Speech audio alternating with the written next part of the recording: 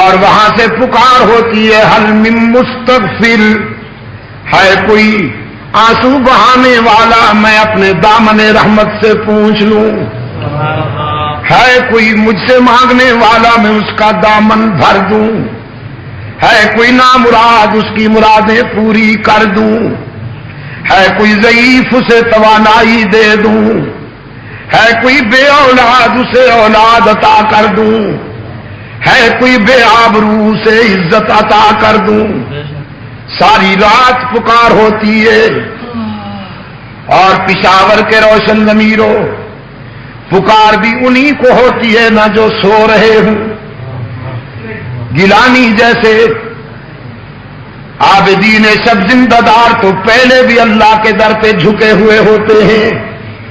سید عبد القادر گیلانی جیسے، قطب الدین جیسے، مجدد الفسانی جیسے، معین الدین چشتی جیسے، محمود حسن دیوبندی جیسے، رشید احمد گنگوہی جیسے، اسماعیل شہید جیسے، یہ تو پہلے بھی اللہ کے در پہ رو رہے ہوتے ہیں۔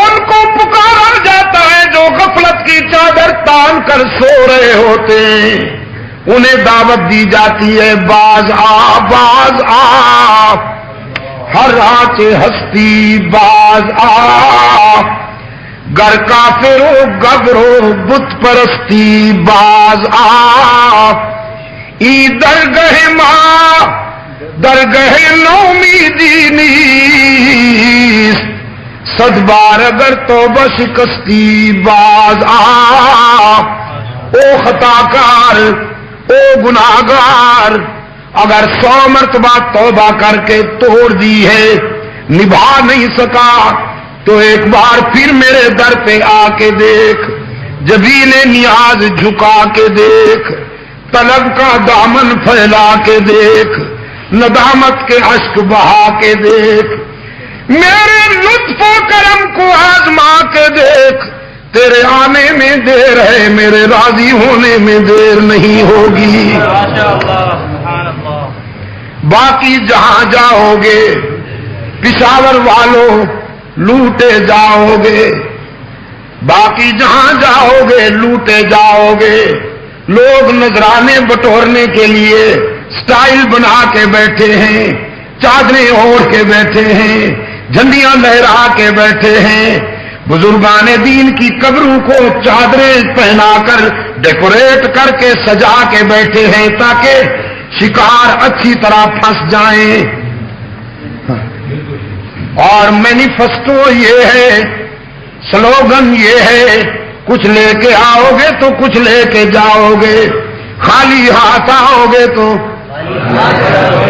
لیکن یہی در ہے جہاں سے ہر وقت صدا آتی ہے کچھ نہ لے کے آؤ سب کچھ لے کے جاؤ، خالی ہاتھ آؤ دامن بھر کے جاؤ۔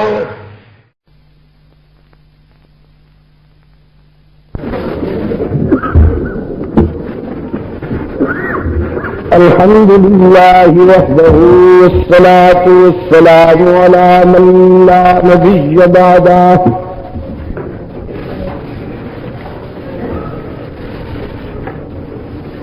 وعلى آله وأصحابه الذين أوفوا عهده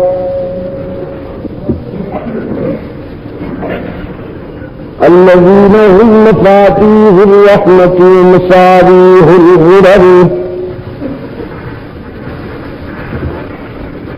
أعوذ بالله من الشيطان الرجيم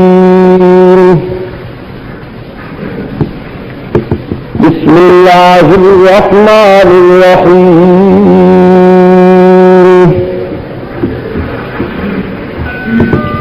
لقد كان لكم في رسول الله أسوة حسنة لمن كان يرجو الله واليوم الآخر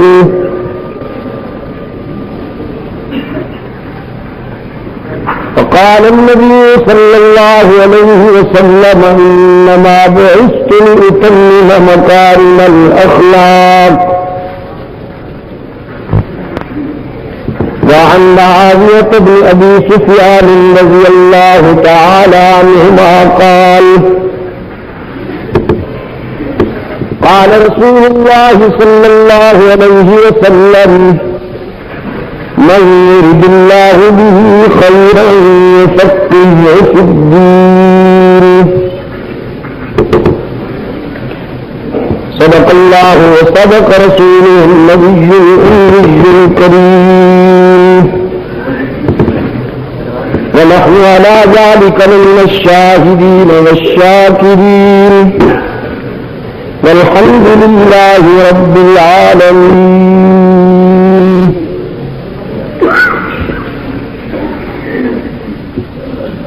صدر اجلاس واجب الاحترام حضرات علماء کرام،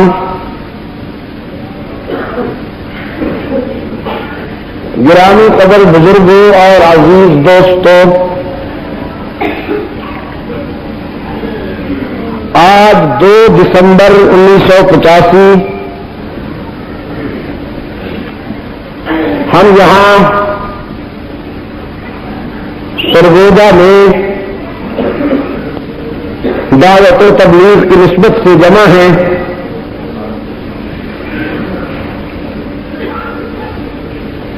ہمارے چند روشن ضمیر نوجوانوں نے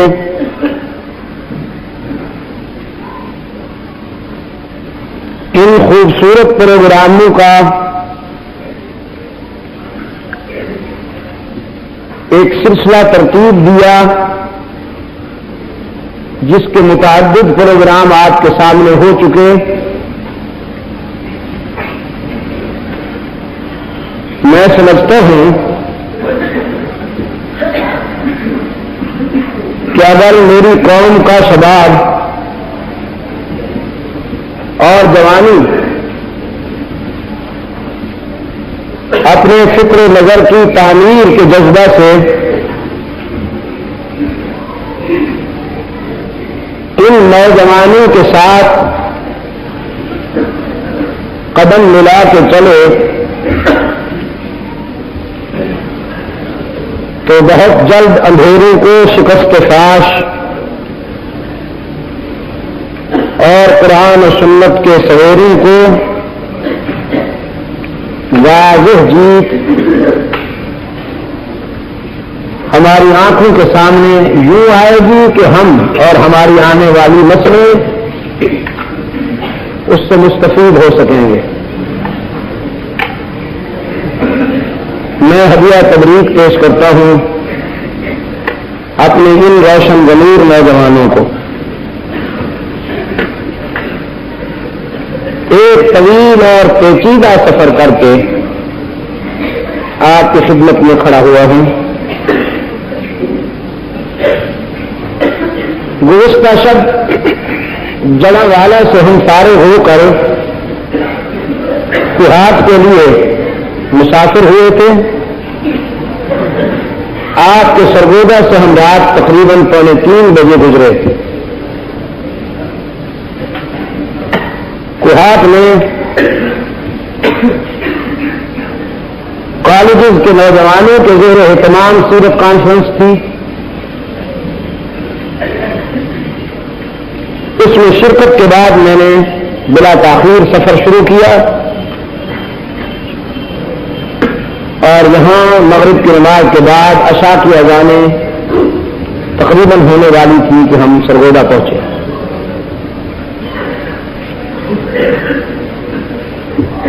سیرت اور وہ بھی سرور کائنات کی۔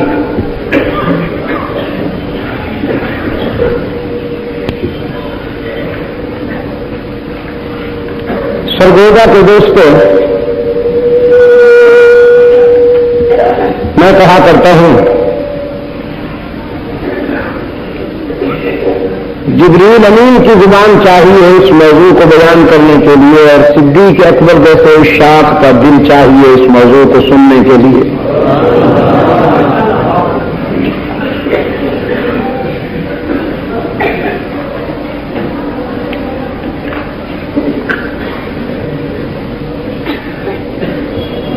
دنیا کا یہ وہ منفرد موضوع ہے 1400 سال گزر جانے کے باوجود اس کے شباب میں کوئی فرق نہیں آیا. اس کی جوانی جو کہ تو ہے. دنیا کی ہر بات پرانی ہو جاتی ہے, بار بار کہی جائے سنی جائے تو طبیعتیں اکتا جاتی ہیں. لیکن اللہ نے اپنے محبوب کے ارد گرد گھومنے والے حالات و واقعات کو ایسا سدا بہار بنایا. کئی نسلیں گزر گئی, ایک گزر رہی ہے اور نہ معلوم آئندہ کتنی نسلیں گزریں گی. لیکن اس موضوع کو جب بھی بیان کیا جائے اور سنا جائے اول مسکو ماں کرے کہوں یہ تجنوں کا مصداق ہے. یہ کستوری کی ایسی بدیا ہے کہ جب بھی کھولو نئی مہک محسوس ہوتی ہے.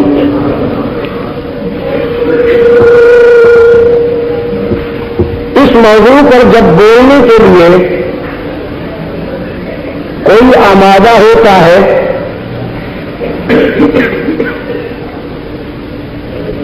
تو مخدومۃ المسلمین ام المومنین حضرت عائشہ صدیقہ رضی اللہ تعالی عنہا کی زبان سے نکلا ہوا ایک جملہ بے ساختہ سامنے آ جاتا ہے. جب صحابہ نے عرض کیا صدیقہ کائنات کے حضور ہمیں اللہ کے رسول کے اخلاق بتائیے کہ آپ نے رسول اکرم کو قریب سے دیکھا ہے.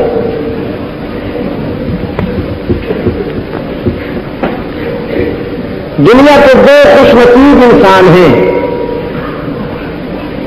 جنہوں نے اللہ کے رسول کو اتنا قریب سے دیکھا ہے کہ روح الامین کو بھی وہ قرب نصیب نہیں ہوا. ایک مرد ہے ایک عورت,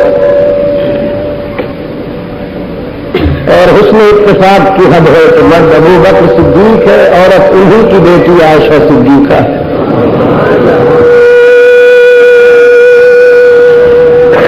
صدیق اکبر رسول اکرم صلی اللہ علیہ وسلم کی جلوتوں کے شاہد ہیں اور سیدہ عائشہ رسول اللہ کی خلوتوں کی شاہدہ ہیں.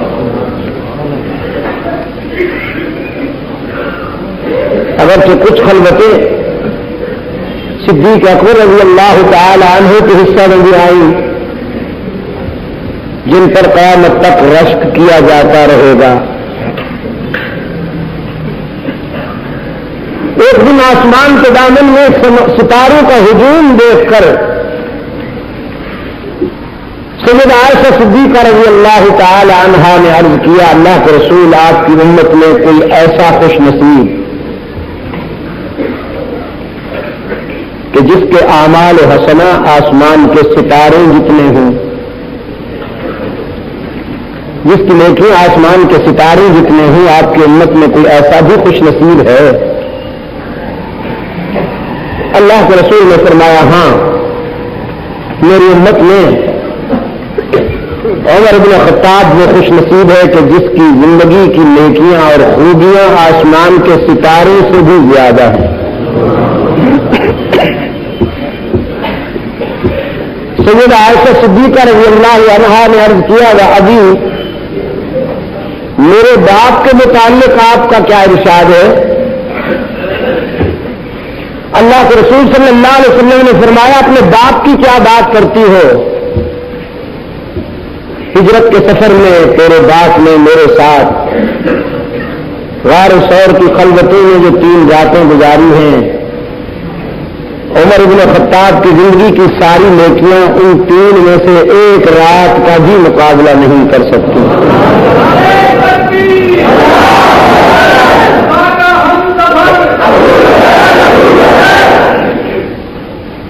یہ خلوتیں بھی صدیق اکبر کے مقدر میں آئیں, لیکن بالعموم عائشہ صدیقہ رضی اللہ تعالی عنہا سرکار دو عالم صلی اللہ علیہ وسلم کی خلوتوں کی شاہدہ ہے. اس لیے فرزندان اسلام نے عرض کیا آپ ہمیں رحمت عالم کی سیرت و اخلاق سے باخبر کیجیے. فرمایا مجھ سے پوچھنے کی کیا بات ہوئی؟ کان خلقہ القرآن، قرآن کا مطالعہ کیا کرو، ہر ورقے سے رسول اللہ کا حسن بکھرا ہوا. اس سے بہتر کوئی انڈیکس نہیں ہے جمال مصطفی کو دیکھنے کے لیے. قرآن سے بہتر کوئی آئینہ نہیں ہے رحمت عالم صلی اللہ علیہ وسلم کے حسن و جمال کو دیکھنے کے لیے. سرگودا کے روشن ضمیروں، دنیا کے کسی انسان پر اتنا لٹریچر نہیں لکھا گیا جتنا رحمت عالم صلی اللہ علیہ وسلم کی سیرت و اخلاق پر لٹریچر لکھا گیا. دنیا کی مختلف زبانوں میں جو کتابیں سیرت پر لکھی گئی، اگر انہیں جمع کیا جائے تو شاید ان کی بلندی آسمان کو چھو لے.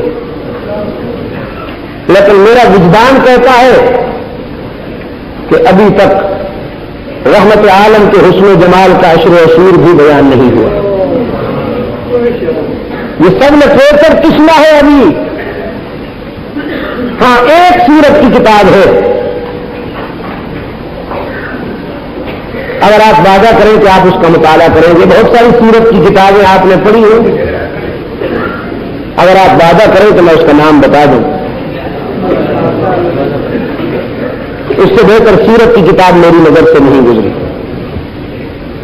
قرآن کریم، قرآن کریم کو آپ اللہ آپ کو توفیق دے، جتنا زیادہ سمجھیں گے رحمت عالم صلی اللہ علیہ وسلم کے موقف اور آپ صلی اللہ علیہ وسلم کے فکر کا حسن و جمال اور زیادہ آپ کے وجدان میں اترتا جائے گا اور آپ کو تخیل کو اجالے بخشے. تو میں کوشش کروں گا کہ رسول اکرم کی کہانی قرآن کی زبان میں عرض کروں، لیکن ایک تھوڑی سی تمہید کے بعد. بیت اللہ کے دامن میں ایک پہاڑی ہے، کوہ صفا.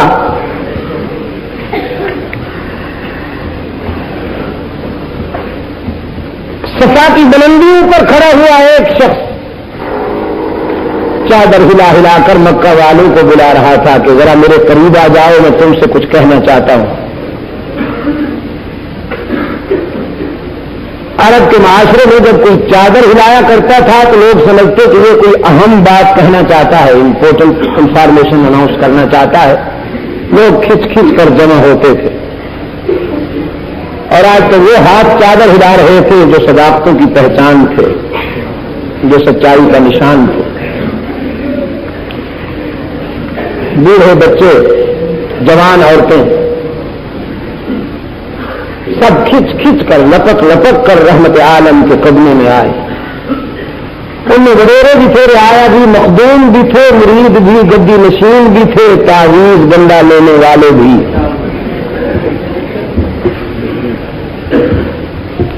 دانشور بھی تھے، ادیب بھی، اہل زبان بھی تھے، اہل دل بھی.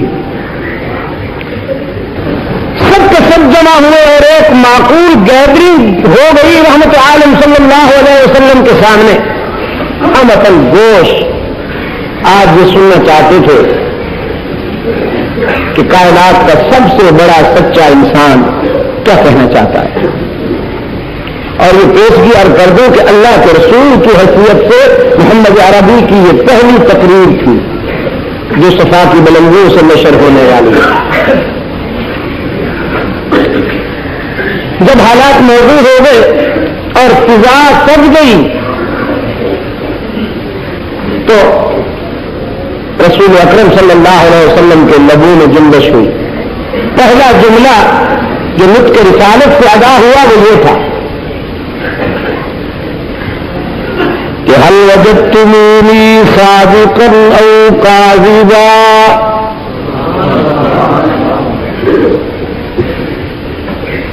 هل وجدتمونی صادقا او کاذبا لبثت فیکم عمرا. مکہ والو میں نے اپنی زندگی کی 40 بہاریں تم میں رہتے ہوئے گزاری ہیں.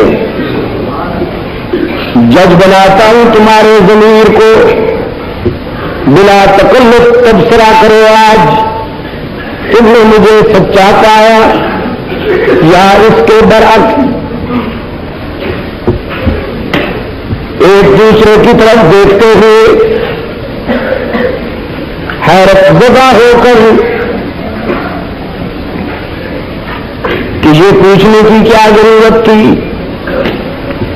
بس یکذبان مکہ والوں نے جواب دیا جربنا لک مرارا ما رأینا فیک الا صدقا.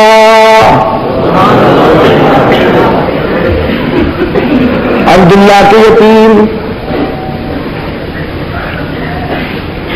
یہ بھی کوئی پوچھنے کی بات ہے. ہم نے متعدد بار آپ کو آزمایا، جب بھی آزمایا سچا پایا.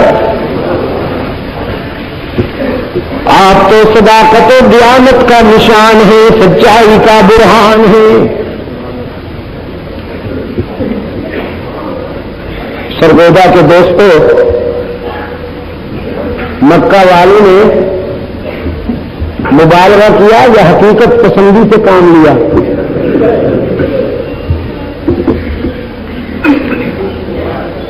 مبالغہ تو وہ ہوتا ہے جب کوئی بات بڑھا چڑھا کر پیش کی جائے، رائی کا پہاڑ بنایا جائے. مکہ والوں نے کوئی مبالغہ نہیں کیا، حقیقت پسندی سے کام لیا. انہوں نے جو دیکھا تھا اس کا اعتراف کر لیا. اس لیے کہ سرکار دو عالم صلی اللہ علیہ وسلم کی زندگی کے تمام مرحلے ان کی آنکھوں کے سامنے تھے. آپ کا بچپن، آپ کا لڑکپن، آپ کی جوانی، آپ کی انفرادی زندگی، اجتماعی زندگی ایک کھلی ہوئی کتاب کی طرح ان کے سامنے. شاید بعض لوگوں کا خیال یہ ہو کہ پیغمبر اعلان نبوت کے بعد پاکیزہ کردار والا ہو جاتا ہے. نہیں، اس دنیا میں آنکھ کھولتے ہی پیغمبر اقدس کی زندگی کی براہ راست نگرانی کرتی ہے اللہ کی نظر کرم. وہ ابتدا سے پاکیزہ کردار والا ہوتا ہے. فار ایگزامپل چھوٹا سا نمونہ عرض کرتا ہوں اللہ کے رسول کے بچپن کی زندگی کا. حلیمہ سعدیہ اس وقت حاضر ہوئی کہ جب رحمت عالم صلی اللہ علیہ وسلم مسند آرائے رسالت تھے. بہت خوش نصیب ہے یہ خاتون حلیمہ. اس نے حضور کو محمد بن عبداللہ بھی دیکھا، محمد رسول اللہ بھی دیکھا. رحمت عالم صلی اللہ علیہ وسلم نے بڑے اعزاز کے ساتھ، تقریر کے ساتھ سعدیہ کو خوش آمدید کہا، نبی کے قبر پیش کیا، خیر خیریت پوچھی. حلیمہ نے بھی آگے بڑھ کر جبین رسالت کا بوسہ لیا. پھر عرض کرنے لگی اللہ کے رسول بہت دنوں سے ایک سوال میرے ذہن میں ہے، اگر اجازت ہو تو پوچھ لوں. اللہ کے رسول صلی اللہ علیہ وسلم نے فرمایا ہاں پوچھو. کہنے لگی جب آپ میرا دودھ پیا کرتے تھے تو ہمیشہ دائیں حصے سے ہی آپ نے دودھ پیا. میں کوشش بھی کرتی تو کبھی آپ نے بائیں حصے سے دودھ قبول نہیں کیا، کیوں؟ رحمت عالم صلی اللہ علیہ وسلم نے فرمایا تیرا سگا بیٹا عبداللہ بھی تو دودھ پیا کرتا تھا اسی زمانے میں، تو اللہ کی مشیت یہ ہوئی کہ ایک حصے سے میں دودھ پیا کروں، ایک حصے سے میرا رضائی بھائی عبداللہ دودھ پیا کرے. تو اس کی مشیت کے مطابق میرے لیے دایاں حصہ مخصوص ہو گیا اور میرے بھائی کے لیے بایاں حصہ مخصوص ہو گیا. حلیمہ کہنے لگی مگر عبداللہ تو کبھی کبھی دائیں حصے سے بھی دودھ پی لیا کرتا تھا، آپ نے کبھی بائیں حصے سے دودھ نہیں پیا. سرکار عالم صلی اللہ علیہ وسلم نے فرمایا حلیمہ میں دنیا کو عدل و انصاف کا سبق دینے کے لیے آیا ہوں. عدل کا جو معیار میں دنیا کے سامنے پیش کرنے کے لیے آیا ہوں، اللہ نے بچپن میں بھی مجھے اس معیار کو قائم رکھا. اگر میں اپنے بھائی والے حصے سے دودھ پی لیتا تو شاید دنیا سوچتی جو اپنے بھائی سے انصاف نہیں کر سکتا وہ دوسروں کو کیا عدل و انصاف کا سبق دے گا. بچپن میں بھی اللہ نے مجھے اس معیار پہ قائم رکھا جو معیار میں نے دنیا کے سامنے پیش کرنا تھا. صلی اللہ علیہ وسلم الف الف مرہ بعدد کل ذرہ. لڑکپن دیکھیے تجارت کے سفر میں اپنے چچا ابو طالب کے ساتھ شام کی طرف تشریف لے جا رہے ہیں اور مکہ سے شام کی طرف جانے والے تجار عموماً ایک عبوری پڑاؤ پر ٹھکانہ کیا کرتے تھے جہاں ٹھنڈے پانی کا چشمہ تھا, کچھ گھنی چھاؤں والے درخت تھے. وہاں وہ اپنے جانوروں کو باندھتے, پانی پلاتے, کچھ سستانے کے بعد اگلا سفر جاری کرتے. ایک قافلہ جس میں رحمت عالم صلی اللہ علیہ وسلم شامل ہے پہنچا ہے اس ٹھکانے پر. اس ٹھکانے کا اہتمام ایک عیسائی راہب کرتا تھا تاریخ میں جس کا نام بحیرہ آتا ہے. جو ہی یہ قافلہ پہنچا وہ راہب اپنے مسکن کے بالائی حصے سے اتر کے آیا اور قافلہ والوں سے پوچھا اس قافلے کا امیر کون ہے؟ لوگوں نے اشارہ کیا ابو طالب کی طرف, یہ ہے امیر قافلہ. اب بحیرہ نے ابو طالب سے پوچھا یہ کس کا بچہ ہے اور اس کا کیا نام ہے؟ ابو طالب نے کہا محمد اس کا نام ہے اور میرا بچہ ہے. بحیرہ کے ہاتھ میں کچھ ورقے تھے, اس نے بڑے غور سے ورقوں کی طرف بھی دیکھا اور اس چمکتے ہوئے بچے کی طرف بھی دیکھا. پھر کہنے لگا آپ کہتے ہیں یہ آپ کا بچہ ہے اور انجیل کی بشارتوں کی اطلاع یہ ہے کہ اسے یتیم ہونا چاہیے. ابو طالب چونکا, کہنے لگا چچا باپ کی جگہ ہوتا ہے, یہ واقعی یتیم ہے, لیکن آپ کو کیسے معلوم ہو گیا کہ یہ غیر معمولی شخصیت ہے اور اسے یتیم ہونا چاہیے؟ بحیرہ کہتا ہے اصل میں جب یہ قافلہ دور سے آتا ہوا دکھائی دیا تو میں نے دیکھا کہ بادل کا ایک ٹکڑا اس قافلے کو سایہ فبن ہے. مجھے تجسس ہوا کہ اس قافلے میں وہ کون سی ایسی شخصیت ہے کہ جس کے لیے قدرت نے یہ اہتمام کیا. تو اس نے اتفاق سے یہ بچہ قافلے سے ذرا ہٹ کر چلنے لگا تو بادل کا ٹکڑا اسی کے سر پہ سایہ افضل ہو گیا, جس سے میرا تجسس اور بڑھا. اور جب یہ قافلہ قریب آیا تو میں نے غور سے جب اس بچے کے چہرہ اندر کو دیکھا تو مجھے اس میں انجیل کی بشارتوں کی تابانی نظر آئی. اور میں سمجھتا ہوں کہ اللہ کا وہ آخری رسول, فرش زمین کے عرش بنی کا وہ آخری نمائندہ کہ جس کی آمد کی بشارتیں آسمانی صحائف میں دی گئی ہیں وہ یہی ہے. رحمت عالم صلی اللہ علیہ وسلم کے دامن کو پکڑ لیتا ہے وہ بوڑھا, کہتا ہے محمد راہ حق میں بہت ستائے جاؤ گے, بہت ستائے جاؤ گے محمد, تجھے کانٹوں پہ چلنا پڑے گا, سلباری کا نشانہ بننا پڑے گا, تیر اور تلوار کی یلغار ہوگی تجھ پر. اے کاش کہ اس وقت تک میں زندہ رہوں تو ڈھال بن کر تیرے آگے پیچھے دوڑتا. جو تیر تجھ پہ برسائے جاتے وہ میں اپنے سینے میں لے لیتا, جو پتھر تجھ پہ پھینکے جاتے ہیں وہ میں اپنے سر پہ لے لیتا.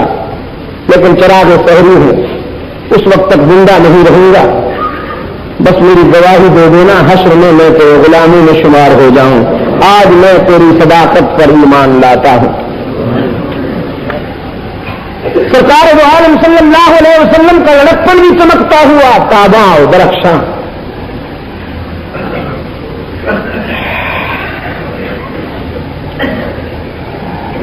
جوانی کا ایک واقعہ, مکہ میں ایک بہت بڑے گھرانے میں شادی ہونے والی تھی, گانا بجانا ہونا تھا. ہم عمر نوجوان اللہ کے رسول صلی اللہ علیہ وسلم کی خدمت میں آتے ہیں اور کہتے ہیں محمد فلاں گھرانے میں شادی کا اہتمام ہو رہا ہے اور بہت بڑے فنکار آئے ہوئے ہیں, گانے بجانے کا سلسلہ ہے, تفریح کے لیے ہم بھی جائیں گے, آپ کو بھی لے چلیں گے. رحمت عالم صلی اللہ علیہ وسلم نے فرمایا جہاں گانا بجانا ہو وہاں محمد نہیں جا سکتا.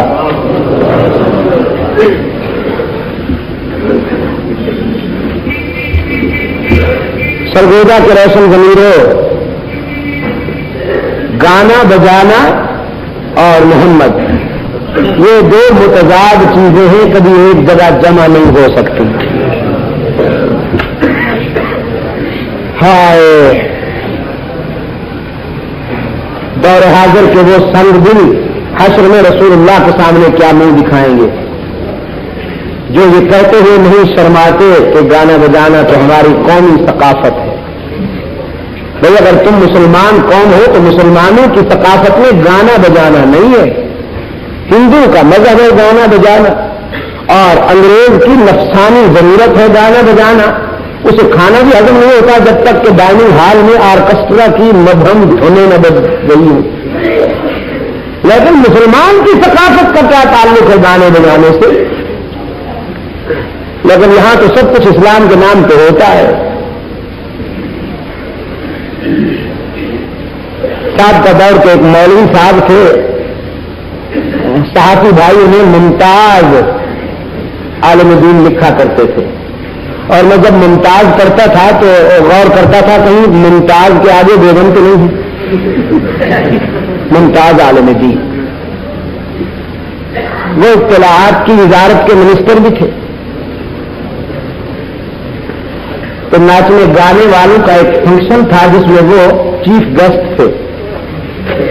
उसमें बड़ी दिक्कत के साथ उन्होंने अपने ख्यालात का इजहार करते हुए दीन की नुमाइंदगी की।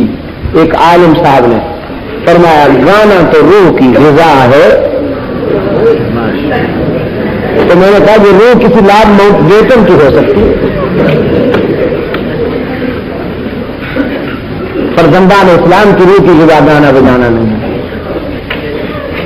लेकिन अब इसका क्या किया जाए दोस्तों कि यहां गाने बजाने वालों को जितनी अहमियत है शायद ही किसी और को। चंद दिन जो गाना बजाना का मरहला तय कर ले वो अचानक वीआईपीज में शामिल हो जाता है। उन्हें तमगे मिलते हैं हुस्न कारकर्दगी के, सालाना तमगे मिलते हैं उन्हें हुस्न कारकर्दगी के, और प्रेस में उनकी तस्वीरें आती हैं कि ये तमगे वसूल कर रहे हैं। और आसार क़यामत है कि उसी कतार में कुछ मौलवी भी खड़े होते हैं स्पेशल साइज के। देखी होगी आपने वो पिक्चर, वो तस्वीरें अखबारात में देखी होगी आपने। आगे दाढ़ी पीछे साड़ी, न ये साउंड है, आलिम दीन की पहचान उसका किरदार। हुक्मरानी की दहलीज चाटने वाले, ये हादसों की पैदावार, ज़मीर फरोश, ये तो ब्रोकर हैं, रिलीजियस ब्रोकर, प्रोफेशनल। इनको किसने आलिम कहा? ये तो दरबार अकबरी की बकाया जात रूहें हैं।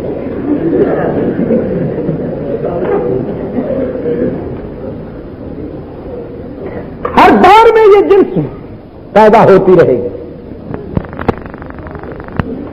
आम मैं और आप आज हैरान हो जाते हैं कि साहब ये क्या जुल्म है, लेकिन माजी भूल जाता है इंसान की फितरत। एक वो भी दौर था अकबर के दरबार में, बेज़मीर जुब्बा पोश कतार अंदर कतार आया करते थे फैजी और अबुल फजल की क़ियादत में। इतने बड़े फाजिल थे ये लोग। तफसीर लिखी है उन्होंने, गैर मनकूत हुरूफ पर मुश्तमिल इतनी मोटी तफसीर है, कोई नुक्ते वाला हर्फ नहीं आने दिया उसमें। सवातिउल इल्हाम, सीन वाव अलिफ ता आइन अलिफ लाम हे अलिफ मीम, नाम में भी नुक्ते वाला हर्फ नहीं। कुरान करीम की तफसीर लिखी, कोई नुक्ते वाला हर्फ नहीं आने दिया, गैर मनकूत हुरूफ पर मुश्तमिल। इतने बड़े फाजिल लेकिन इतने बड़े बेज़मीर कि जब अकबर दरबार में पूछता था बकरे और खंजीर में कोई फर्क नहीं, क्यों मौलाना? फैजी और अबुल फजल सर हिला के कहते थे कोई फर्क नहीं। वो कहता था मंदिर और मस्जिद में कोई फर्क नहीं, क्यों अल्लामा साहब? ये बेज़मीर सर हिलाते थे, बेशक कोई फर्क नहीं सर। वो कहता था शराब और दूध में कोई फर्क नहीं, क्यों मौलवी साहब? ये कहते थे ओके सर कोई फर्क नहीं। وہ کہتا تھا بکرے اور خنزیر میں کوئی فرق نہیں، کیوں مولانا؟ یہ بے ضمیر کہتے تھے بے شک کوئی فرق نہیں۔ وہ کہتا تھا مسلمان کی بچی ہندو کے نکاح میں جا سکتی ہے، کیوں مولوی صاحب؟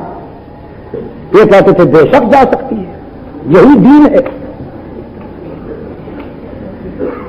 اس نے کہا میری دربار میں سر جھکانا تعظیم ہے اور شاہی آداب میں شامل ہے، یہ بالکل جائز ہے، کیوں مولانا؟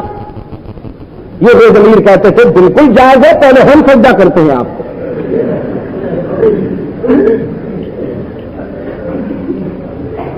اس اندھیری رات میں ایک جگنو چمکا، اللہ نے ایک انسان سے اتنا کام لے لیا، تاریخ اسے کبھی بھول نہیں سکے گی۔ شیخ احمد سرہندی مجدد الافسانی رحمت اللہ تعالی علیہ اکبر کی فرعونیت کے لیے ضرب کلیمی بن کے آئے،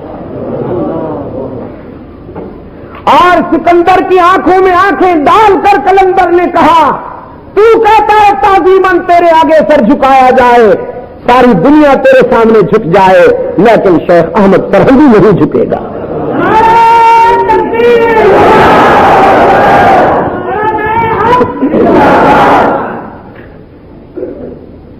قید بند کی صعوبتوں میں ڈالا گیا حضرت مجدد رحمت اللہ علیہ کو۔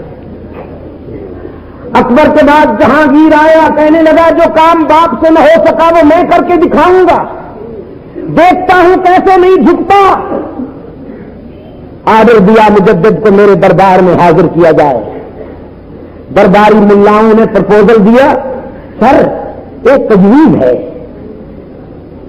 جہانگیر نے کہا کیا تجویز ہے؟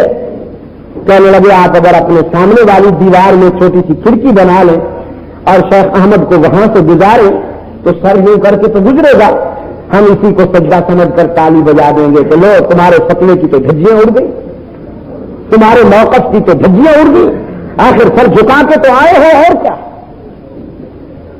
بہت پسند آئی یہ تجویز۔ جہانگیر نے حکم دیا سامنے کی دیوار میں ونڈو بنائی جائے اور مجدد کو اسی سے گزارا جائے۔ ہتھکڑیوں کی جھنکار میں مجدد الافسانی لائے گئے، دیوار کے سامنے آئے، ونڈو پر نظر پڑی تو سمجھ گئے، سارا پلان سمجھ گئے۔ صاحب فراست تھے وہ لوگ، پہلے سر گزارنے کے بجائے دونوں پاؤں پہلے گزار لیے، دونوں پاؤں گزار کر پھر سر نکال کر کھڑے ہو گئے۔ ہائے اقبال کہتا ہے گردن نہ جھکی جس کی جہانگیر کے آگے، گردن نہ جھکی جس کی جہانگیر کے آگے، اللہ نے بربط کیا جس کو خبردار۔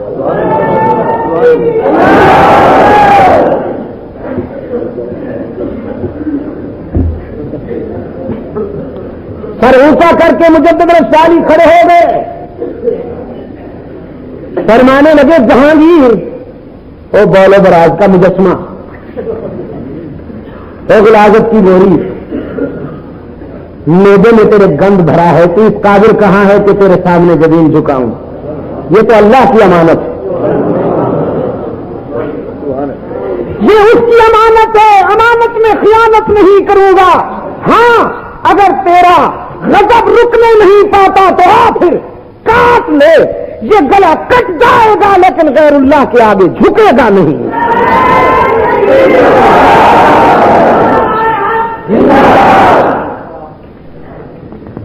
آج ذہنی افلاس سے بیمار، فکری کنگال مجدد کو بھی اپنے کھاتے میں ڈالنے سے تلے ہوئے ہیں، جن کا سر فٹ بال کی گیند کی طرح در در کو جھکتا پھرتا اور ٹھوکریں کھاتا پھرتا ہے، انہیں حیا نہیں آتی حضرت مجدد رحمت اللہ علیہ کو اپنے کھاتے میں ڈالتے ہوئے۔ عالم دین کا کردار یہ ہوتا ہے دوستو کہ جس کی ٹھوکر پر نچھاور افسری سروری، جس کی ٹھوکر پر نچھاور افسری سروری، سر سے پا تک اتباع سنت پیغمبری.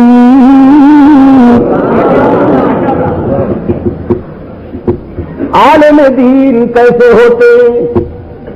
جس کی امیدیں ہیں وابستہ، جو مستغنی عنایات وزیر شاہ سے،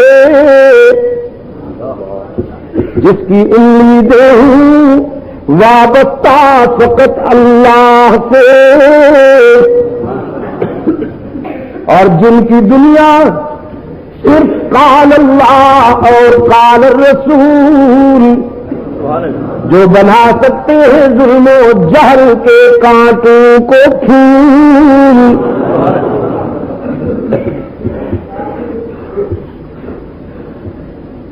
جہانگیر غضبناک ہو گئے، آگر دیا جیل میں ڈال دو. مجدد الثانی کو پسے دیوار زندان ڈالا گیا. گوالیار کا قلعہ جس میں ہزاروں سیاسی قیدی پہلے ہی نظر بند تھے، مجدد الثانی کو بھی اس قلعہ میں ڈال دیا گیا. قلعہ میں جاتے ہی مجدد کی تحریک وہاں جاری ہو گئی. مجدد کے علم و اخلاق سے متاثر ہو کر ہزاروں ہندو نے محمد عربی کی غلامی اختیار کر لی. ملکار رند جہاں بیٹھ کے پینے وہی میں کھانا بنے، اور جو ظرف اٹھا لے وہی پیمانہ بنے. جیل میں آئے تو تحریک جاری، کتاب اللہ کی تلاوت سے قلعہ آباد ہو گئے. انقلاب کی تیاریاں ہو رہی ہیں. ایک شب رات کو جہانگیر کی بیٹی کو خواب میں رحمت عالم کی زیارت ہوئی. سرگودا کے دوستو، اگر آپ اجازت دیں تو تھوڑی سی بات دل میں کہہ دوں. اس دور کے جابر بادشاہوں کی بیٹیاں، باوجود بادشاہوں کی بیٹیاں ہونے کے پھر بھی ان کے اخلاق و کردار میں اتنی گنجائش تھی کہ خواب میں رسول اللہ کی زیارت ہو. اور اب تو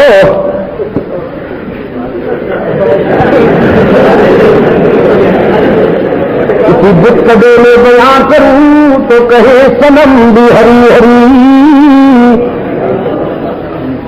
خواب میں سرکار دو عالم صلی اللہ علیہ وسلم کی زیارت نصیب ہوئی. رحمت عالم صلی اللہ علیہ وسلم نے فرمایا، بیٹی اپنے متکبر باپ سے کہہ دو شاہی تو 4 دنوں کی ہے، گزر جائے گی. حشر میں میری نگاہ غضب کا سامنا کرنے کی تیاری کرتے آنا. میرے بیٹے کو تو نے جیل میں ڈال رکھا ہے، حیا نہیں آتی. صبح ہوئی، روتی ہوئی جہانگیر کی بیٹی باپ کے پاس پہنچی. کہنے لگی، باپ تو بڑا خوش ہوگا کہ تیرے قدموں میں تخت ہے، تیرے سر پہ تاج ہے، لیکن تو بڑا بد نصیب ہے، رحمت عالم صلی اللہ علیہ وسلم تجھ پہ ناراض ہے. خواب بیان کیا. جہانگیر تو گھائل ہو گیا، چیختا ہوا قلعہ گوالیار پہنچا. مجرم کی طرح دست بستہ مجدد رحمت اللہ علیہ کے سامنے کھڑا ہو گیا. کہنے لگا، مجدد آئیے، میں آزاد کرنے کے لیے آیا ہوں تجھے. مجدد رحمت اللہ علیہ نے فرمایا، مجھے کوئی آزادی کا خاص شوق نہیں،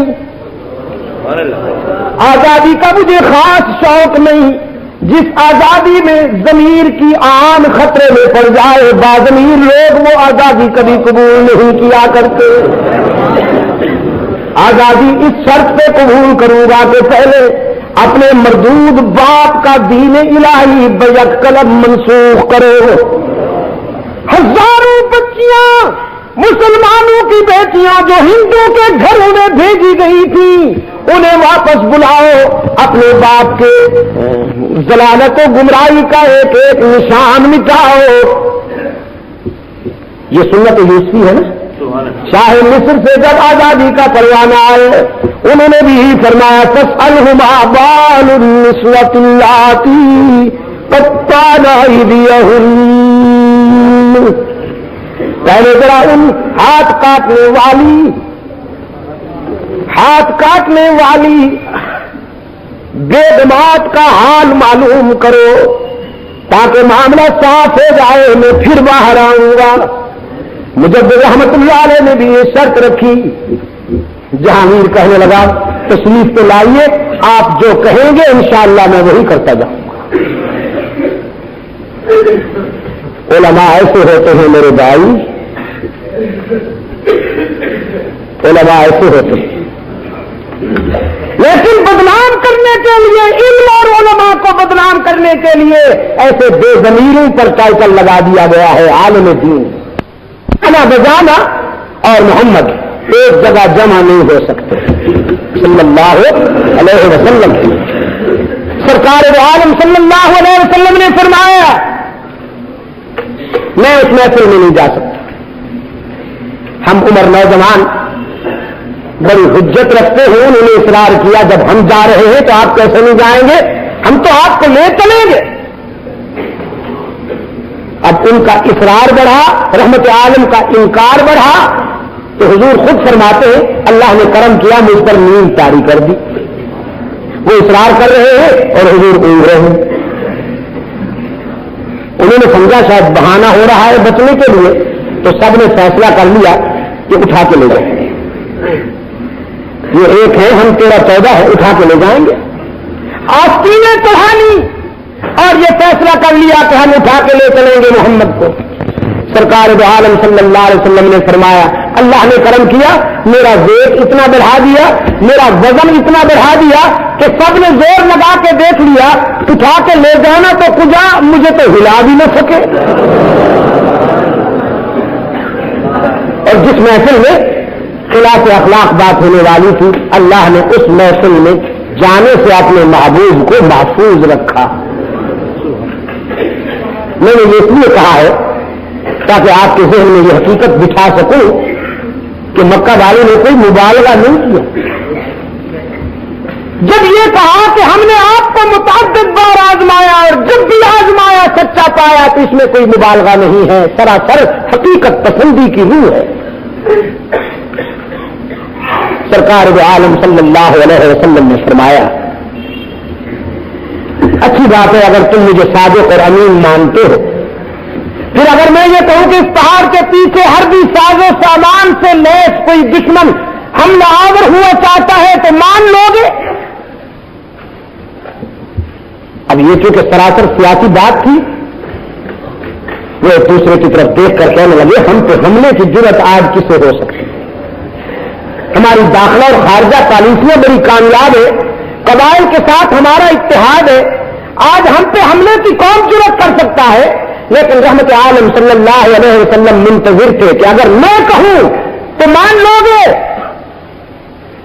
صنادید مکہ کہنے لگے ہاں اگر آپ کہیں، بظاہر تو مشکل ہے لیکن ماننا پڑے گا، اس لیے کہ یہ زبان ہی ایسی ہے کہ اس سے کبھی جھوٹ نکلا ہی نہیں۔ یہ دوسرا خراج تاثیر تھا رحمت عالم صلی اللہ علیہ وسلم نے جو اپنے ہونے والے ہاتھ سے دین سے تمہید بن گئی تھی۔ اب داعی حق و صداقت کے حیثیت سے رحمت عالم صلی اللہ علیہ وسلم نے پیغام دینا چاہا۔ فرمایا مکہ والو، ہر بھی ساز و سامان سے لے کوئی بدترین دشمن بھرپور وار کرے، حملہ کرے اور تمہاری آبادیوں کو کھنڈرات میں بدل دے، تمہارے نام و نشان مٹا ڈالے، تمہیں تہس نہس کر ڈالے، اتنا نقصان اس سے نہیں ہوگا جتنا نقصان اللہ سے بے وفائی کا ہوگا۔ ہر جائی بن گئے ہو بد نصیبوں میں، تمہیں یکجائی بنانا چاہتا ہوں۔ آستانہ پرستو، میں تمہیں خدا پرست بنانا چاہتا ہوں۔ تمہارے لیے ماتو اور سلوگن لایا ہوں، میرے ساتھ مل کر آواز بلند کرو، ایسے تمام خطرات سے محفوظ ہو جاؤ گے۔ قولوا لا الہ الا اللہ، میں بھی کہتا ہوں تم بھی کہو کوئی نہیں عبادت کے لائق، کوئی نہیں سجدے کے لائق، کوئی نہیں قیام کے لائق، کوئی نہیں نظر و نیاز اور شور و پکار کے لائق، کوئی نہیں ہر جگہ موجود، کوئی نہیں اللہ موجود، کوئی نہیں کارساز و دستگیر، کوئی نہیں حاجت روا و مشکل کشا۔ آؤ میں بھی کہتا ہوں، تم بھی کہو، قولوا لا الہ الا اللہ تفلحون۔ یہی نجات کا راستہ ہے۔ صنادید کفر پھر حیرت میں آ کر کہتے ہیں کتنے نیچے ہو لیکن آج کیسی باتیں کرنے لگ گئے ہو، ہم تو دین ابراہیمی کے نام لے آئے، ہم تو اللہ کو مانتے ہیں، آپ دیکھتے نہیں کہ ہم بیت اللہ کا طواف بھی کرتے ہیں، سجدے بھی کرتے ہیں، اللہ کے نام کی چیزیں بھی تقسیم کرتے ہیں، بچوں کے نام بھی اللہ کے نام کی نسبت سے رکھتے ہیں، نکاح بھی ہوتے ہیں، طلاقیں بھی ہوتی ہیں، عورتیں عدت میں بھی بیٹھتی ہیں۔ کیا ہم اللہ کو نہیں مانتے؟ سرکار عالم صلی اللہ علیہ وسلم نے فرمایا، مانتے ہو گے تم اپنے خیال میں تو پھر مجھے بتاؤ فَأَنَّا تُؤْفَكُونَ۔ یہ لات منات عزا و حبل کے آستانوں پر کیوں بھٹکتے پھرتے ہو؟ ان کے ہاں جا کر کے زمین جھکاتے ہو؟ کہنے لگے یہ تو ہمارے سفارشی ہیں، یہ تو ہماری لنک ہے، یہ تو ہمارا واسطہ ہے، ان کے بغیر تو ہم اللہ کو کوئی بات سنا نہیں سکتے، یہ اللہ کے پیارے ہیں، ہم گناہگار ہیں، ہماری سنتا نہیں، ان کی ٹھکراتا نہیں، ہماری ان تک، ان کی خدا تک۔ یہ پرانی بیماری ہے سرگودا کے دوستوں، بہت پرانی بیماری ہے، اور آئی کہاں سے ہے بتاؤں؟ یہ بیماری افریقہ کے سفر میں نو مسلم ایک سیاہ فام افریقی جو عیسائیت کو چھوڑ کر اسلام کے دامن رحمت میں آیا تھا، میں نے پوچھا اسلام کو ایکسپٹ کیا تم نے، کون سی ادا پسند آئی ہے تمہیں اسلام کی؟ کہنے لگا اسلام کی یہ تو ہر ادا دل نشین ہے، لیکن سب سے زیادہ اسلام کی اس ادا نے مجھے متاثر کیا کہ اسلام میں اللہ سے رابطہ قائم کرنے کے لیے پنکوں کے سہارے کی ضرورت نہیں، یہاں ایکسچینج کا چکر نہیں ہے، ڈائریکٹ ڈائلنگ ہے۔ دو سلسلے ہوتے ہیں نا، ایک ڈائریکٹ ڈائلنگ ہے، نمبر ڈائل کیجیے اور بات کیجیے، اور ایک وایا ایکسچینج یا وایا آپریٹر۔ آپریٹر سے آپ پہلے نمبر ڈائل کریں گے، وہ ڈائل اٹھا کے ہلو کرے گا، ہلو، وہ سماج سے ہتھوڑا پڑے گا، اس کی ہلو اتنی نرم ہوتی ہے جیسے ہتھوڑا گروپ سے تعلق رکھتا ہے اللہ کا بندہ۔ آپ کہیں گے سر وہ مجھے فلاں نمبر چاہیے، میں اس سے بات کرنا چاہتا ہوں اور پلیز ارجنٹ، آپ اپنا نمبر لکھوائیں گے، پھر وہ نمبر بھی مطلوبہ لکھوائیں گے، وہ کہے گا ہولڈ کیجیے، آپ کی ہولڈ شروع، 15 منٹ گزریں گے، 20 منٹ گزریں گے، آدھا گھنٹہ گزرے گا، 1 گھنٹہ گزرے گا، 1.5 گھنٹہ گزرے گا، آپ پھر نمبر ڈائل کریں گے، پلیز وہ میں نے ہولڈ کیجیے، کوشش کر رہا ہوں، وہ پھر رکھ دے گا۔ اس کی مرضی 3 گھنٹے بعد ملا ہے، اس کی مرضی 4 گھنٹے بعد ملا ہے، اس کی مرضی 5 گھنٹے بعد ملا ہے، یا پھر 5-6 گھنٹے کے بعد کہے لائن خراب ہے۔ اور ٹیلی فون ہولڈر حضرات، یہ آپریٹر دوست اگر کوئی بیٹھے نہیں تو محسوس نہ کیجیے گا، ٹیلی فون ہولڈر جو ہے جنہوں نے ٹیلی فون سیٹ رکھے ہوئے ہیں وہ جانتے ہیں کہ نمبر جلدی کس کو ملتا ہے۔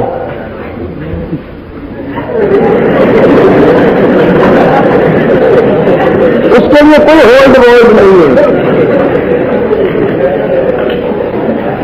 کوئی نہیں ملتا ہے، فوراً ملتا ہے۔ تو وہ نامسلم افریقی کہنے لگا اسلام کی اس ادا نے مجھے بہت متاثر کیا کہ یہاں ڈائریکٹ ڈائلنگ ہے، ایکسچینج کا چکر نہیں ہے، ورنہ جب ہم عیسائی ہوا کرتے تھے، کہنے لگا پادری صاحب ہم سے کہتے تم تو گناہگار ہو، روسیا بد کردار ہو تم، خدا تمہاری نہیں سنتا. ہم کلیسا نشین ہیں، اللہ کے بہت قریب ہیں، تمہاری سنتا نہیں، ہماری ٹھکراتا نہیں. تم ہمیں خوش کرو، تم ہمیں خوش کیا کرو، ہم اسے راضی کریں گے. کہنے لگا انسان کا خوش کرنا تو ایک درد سر ہے. ہم پھر اسی مصیبت کو خوش کرنے میں لگے رہتے اس تصور سے کہ ان کے خوش ہونے سے وہ خوش ہوگا. اقبال نے اسی کو منظور کیا، فرمایا کہ خالق و مخلوق میں حائل رہے پردے، کہ خالق و مخلوق میں حائل رہے پردے، پیران کلیسا کو کلیسا سے اٹھا دو. انہوں نے اللہ کے بندوں کو مایوس کر دیا. کہتے ہیں ہمیں خوش کرو گے تو جنت ملے گی، اور اگر ہمیں خوش نہ کرو گے تو جہنم میں چلے جاؤ. لیکن وہ تمہاری بات نہیں سنتا. اس دن کراچی میں کانفرنس کے دوران دوسرے مصرے میں ترمیم ہو گئی. میں نے کہا اقبال نے تو کہا پیران کلیسا کو کلیسا سے اٹھا دو، اور میں کہتا ہوں کہ خالق و مخلوق میں حائل رہے پردے، کہ خالق و مخلوق میں حائل رہے پردے، قبروں سے بزرگوں کی مجاور کو بھگا دے.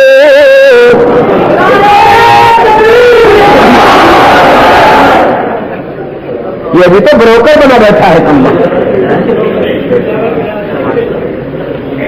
اس نے بھی تو اللہ کے بندوں کو مایوس کیا. یہ بھی کہتا ہے ہمیں خوش کرے گے تو وہ راضی ہوگا، ورنہ جہنم میں چلے جاؤ. لیکن خدا گناہگاروں کی. وہ افریقہ کا سیاہ فام کہنے لگا قرآن کریم کا نسخہ میرے ہاتھ آ گیا، اور میں نے اس نقطۂ نظر سے قرآن کا مطالعہ کیا کہ دیکھوں مسلمانوں کے عقیدہ میں اللہ سے رابطہ قائم کرنے کا معیار کیا ہے. کہتا ہے قرآن کی اسٹڈی کی میری حیرت کی کوئی انتہا نہ رہی. قرآن کریم نے تو بلا تکلف دعوت دے دی. قال ربکم ادعونی استجب لکم ان الذین یستکبرون عن عبادتی سیدخلون جہنم داخرین. اے گناہگارو، اس کی رحمت ہر وقت تمہیں پکارتی ہے کہ آؤ میرے در پہ سوال کرو، میں تمہارا دامن بھرنے کے لیے ہر وقت تیار رہتا ہوں. باقی جہاں جاؤ گے لوٹے جاؤ گے، باقی جہاں جاؤ گے لوٹے جاؤ گے. یار لوگ کہیں گے کچھ لے کے آؤ گے تو کچھ لے کے جاؤ گے، خالی ہاتھ آؤ گے تو خالی ہاتھ جاؤ گے. بس یہی در ہے جہاں سے ہر وقت صدا آتی ہے کچھ نہ لے کے آؤ سب کچھ لے کے جاؤ. خالی ہاتھ آؤ، خالی ہاتھ آؤ، دامن بھر کے جاؤ. باز آ باز آ ہر آنچ ہستی باز آ، گر کافرو گبرو بت پرستی باز آ. ای درگہ ماں درگہ نومیدی صد بار اگر توبہ شکستی باز آ. او خطا کار او گناہگار، اگر 100 مرتبہ توبہ کر کے تو نے توڑ دی نبھا نہ سکا تو مایوس ہونے کی کوئی بات نہیں. ایک مرتبہ پھر میرے در پہ آ کے دیکھ، جبین نیاز جھکا کے دیکھ، طلب کا دامن پھیلا کے دیکھ، ندامت کے اشک بہا کے دیکھ، میرے لطف و کرم کو آزما کے دیکھ. تیرے آنے میں دیر ہے، میرے راضی ہونے میں دیر نہیں ہوگی.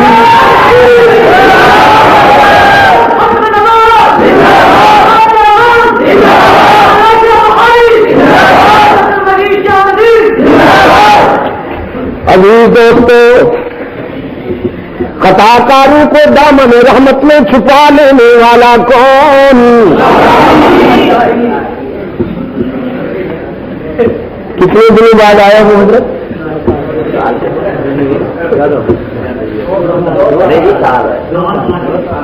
چلو دو ہی صحیح، کوئی دو صدیاں تو نہیں ہو رہی. کتنی محنت کی تھی میں، اور یہی میرا مقدر ہے، مجھے اللہ نے یہ قوم دی. اتنی گر کی بات بتا گیا، لیکن 2 سال بعد آیا تو پھر بھولے بیٹھے. خطا کاروں کو بغیر کچھ لیے سب کچھ عطا کرنے والا کون؟ ہی پہ ضرب لگائیے تاکہ بھی کے دروازے بند ہو جائیں، بلکہ ایسی ضرب لگائیے کہ بھی کے دروازے ٹوٹ ہی جائیں. اور ذرا دائیں بائیں دیکھ کر کوئی بھی کا بیمار چپ بیٹھا ہو تو اس سے بھی کہلوائیے.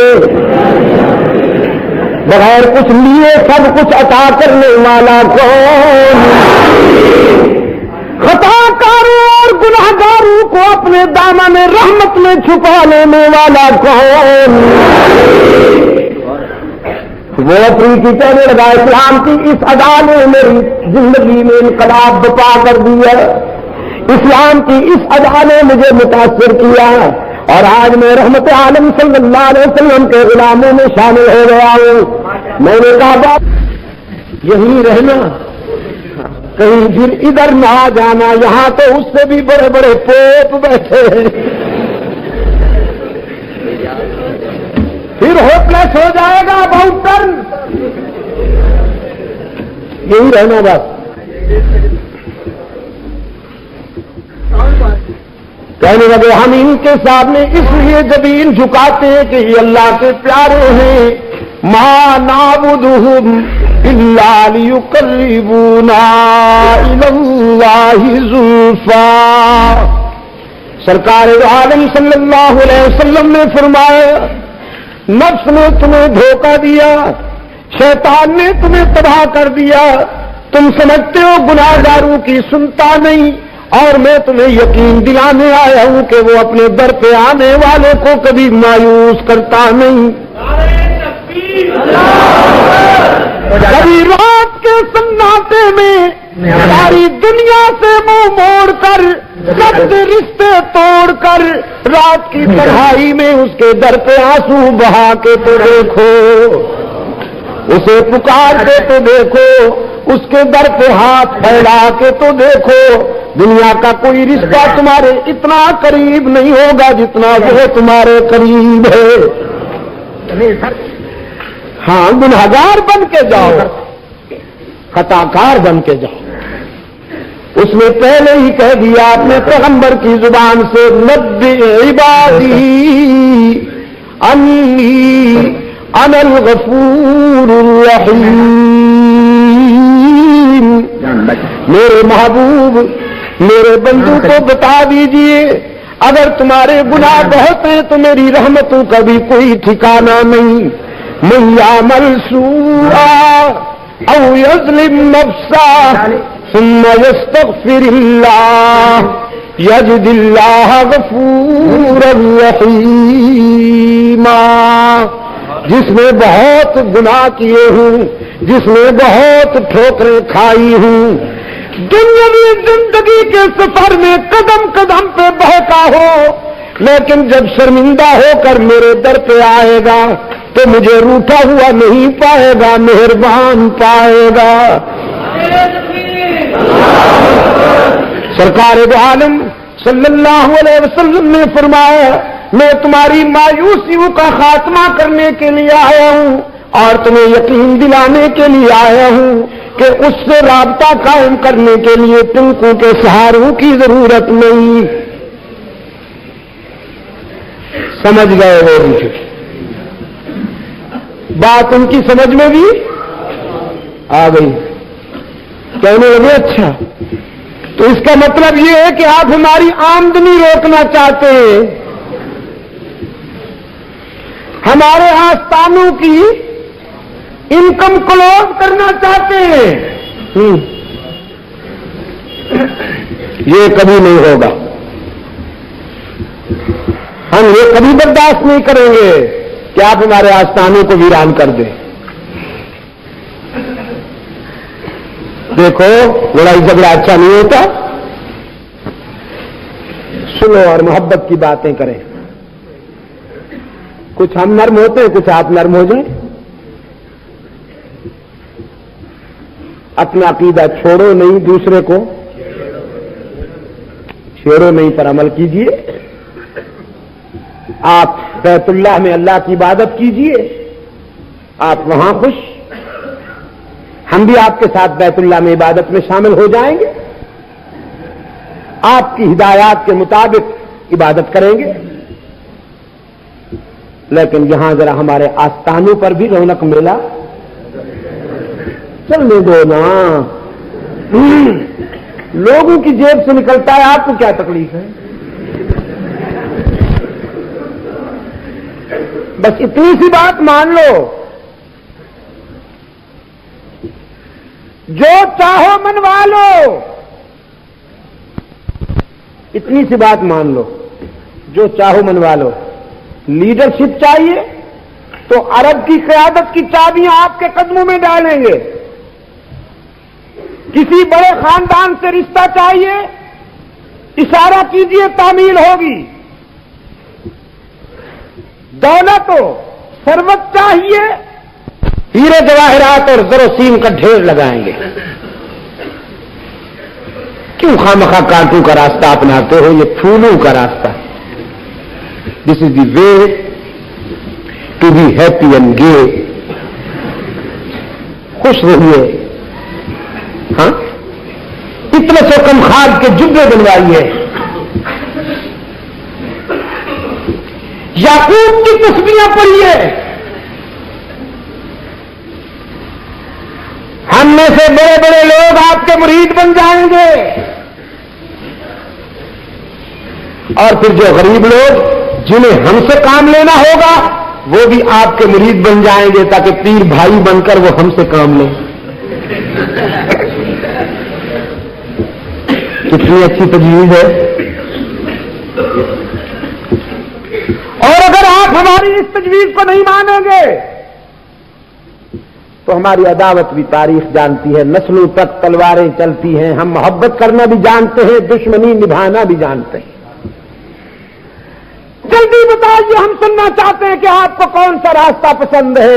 سرگودا کے دوستوں, اللہ کا محبوب کس دوراہے پہ کھڑا ہے؟ لیکن اسی دوراہے پہ رب العالمین نے فرمایا, میرے محبوب آپ نہیں, آج ہم بولیں گے. فرمایا, قل یا ایھا الکافرون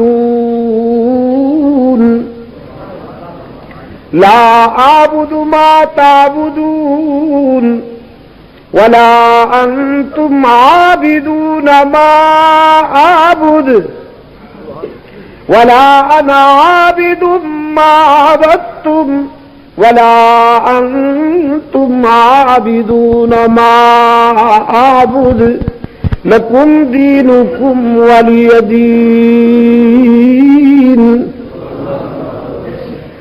دوسرے مقام پہ فرمایا, قل افغیر اللہ تأمرونی اعبد ایھا الجاہلون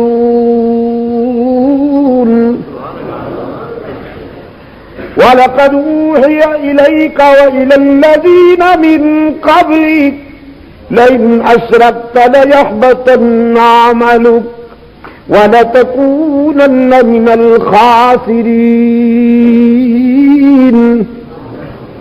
اے جاہلو, قصے کہانیوں پر گزارا کرنے والوں, ٹوٹکوں اور مرثیوں پر سر ہلانے والوں, تم نے مجھ سے یہ توقع کیسے کر لی کہ میں اللہ کے حقوق میں دوسروں کی شرکت گوارا کر لوں, یا حجرے میں بیٹھ کر تسبیح پڑھتا رہوں, برائی چوراہے پہ رقص کرتی رہے, اور میں حجرے میں بیٹھ کر اللہ کی ضربوں پہ گزارا کروں؟ نہ. تمہاری ترغیب، تمہاری ترہیب، ڈراوا اور لالچ،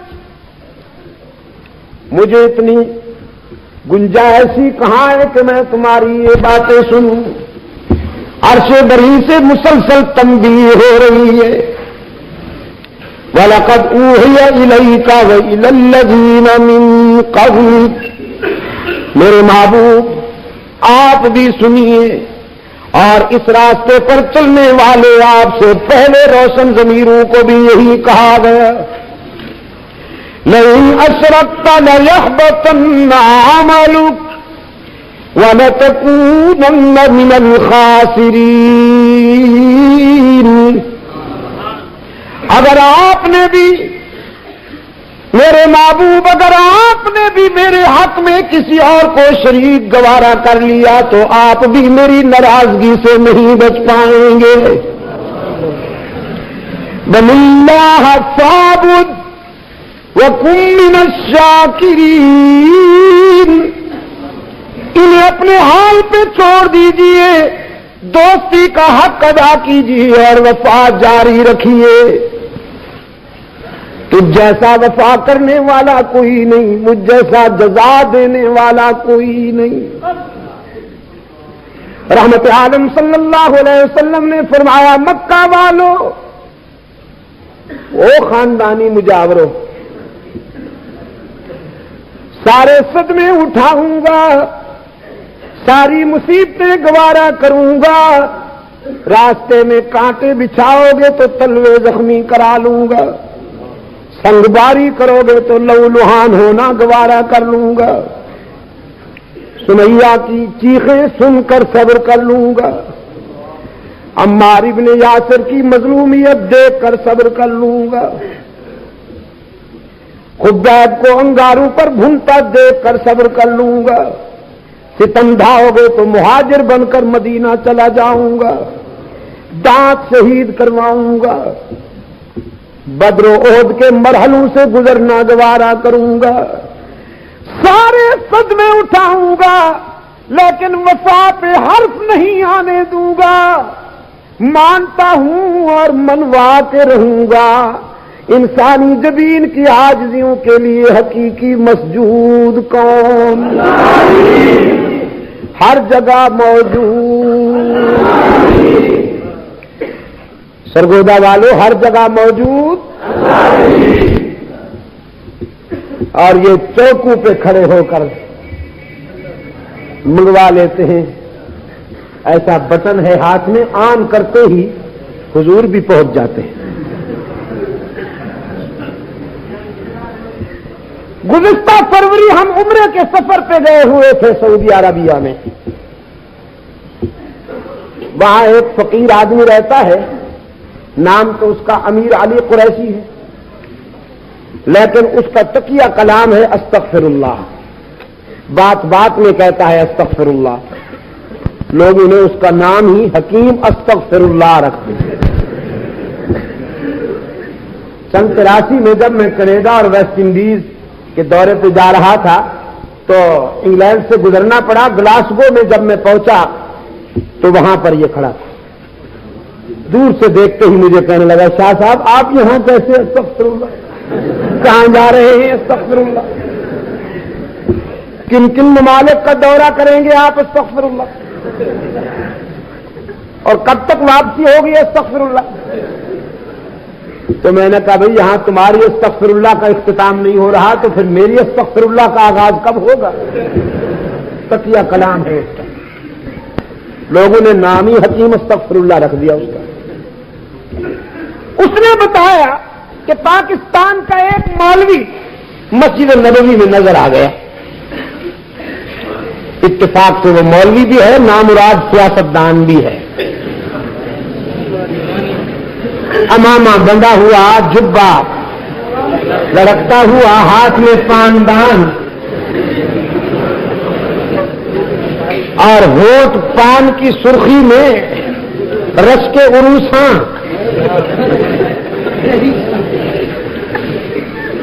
نزاکتوں کا پیکر بل کھاتا ہوا صحن مسجد میں نظر آ گیا۔ اللہ دوشیزہ کی طرح۔ حکیم صاحب نے کہا نظر پڑتے ہی میں نے لپک کے پکڑ لیا۔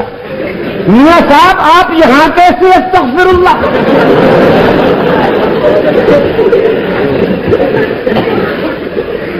میاں صاحب کہنے لگے میں حضور کی زیارت کے لیے آیا ہوں، میں حضور کی زیارت کے لیے آیا ہوں۔ حکیم صاحب کہنے لگے اوہو آپ یہاں حضور کی زیارت کے لیے آئے ہیں؟ ادھر کراچی میں بہت ساری محفلیں میلاد ہو رہی تھیں، میلاد کی محفلیں ارینج کی گئی تھیں، حضور تو وہاں ان میں شرکت کے لیے تشریف لے گئے ہیں، استغفر اللہ، اور آپ یہاں آ گئے ہیں، استغفر اللہ۔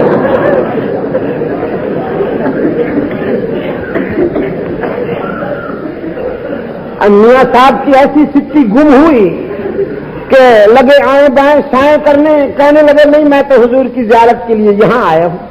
حکیم صاحب نے کہا بھائی وہ تمہارا تو عقیدہ ہے، جہاں ذرا دسترخوان پر رونق ہوا، جہاں ذرا جلیبی فرنی اور وہ ادرک لوازمات اور قیمہ بھری کچوریاں جہاں ذرا نمودار ہوئی، تم تو کھڑے ہو جاتے ہو کہ حضور بھی آ گئے، تمہارا تو عقیدہ ہے، استغفر اللہ۔ تو حضور وہاں کراچی میں گئے ہوئے میلاد کی محفلوں میں شرکت کے لیے، استغفر اللہ، اور تم یہاں گئے ہو، استغفر اللہ۔ اب لہجہ جلالی ہو گئے تو پولیس آ گئی، سعودی عربیہ کی پولیس کو اللہ سلامت رکھے۔ آپ تو آمین آہستہ کہیں گے اس لیے کہ وہ ذرا مزاج کے سخت ہیں، اور حضرت ان کے مزاج کی سختی میں بھی بڑی حکمت ہے۔ اگر وہ مزاج کے سخت نہ ہوتے تو یہاں سے جو بیمار جراثیم ساتھ لے کے جاتے ہیں، پتہ نہیں آج سعودیہ میں بھی کتنے آستانے بن چکے ہوتے، کتنی جھنڈیاں لہرا رہی ہوتی وہاں پر۔ حفاظت کے لیے سختی ضروری ہے۔ اقبال کہتا ہے کانٹوں میں شوخی نہ ہو تو پھولوں کی حفاظت نہیں کر سکتی۔ تمیز خار و گل سے آشکارا نسیم صبح کی روشن ضمیری، حفاظت پھول کی ممکن نہیں ہے اگر کانٹے میں ہو خوئے حریری۔ اگر کانٹے ریشم کے بن جائے تو پھولوں کی حفاظت نہیں کر سکتے۔ وہ سخت بے شک ہیں، لیکن اس سختی کی حکمت کا آج نتیجہ ہے آپ کے سامنے۔ پورے سعودی عربیہ میں آپ چلے جائیے، دمام سے ریاض اور جدہ سے مدینہ منورہ تک آپ کو کوئی آستانہ، کوئی جھنڈی، کوئی مجاور نظر نہیں آئے۔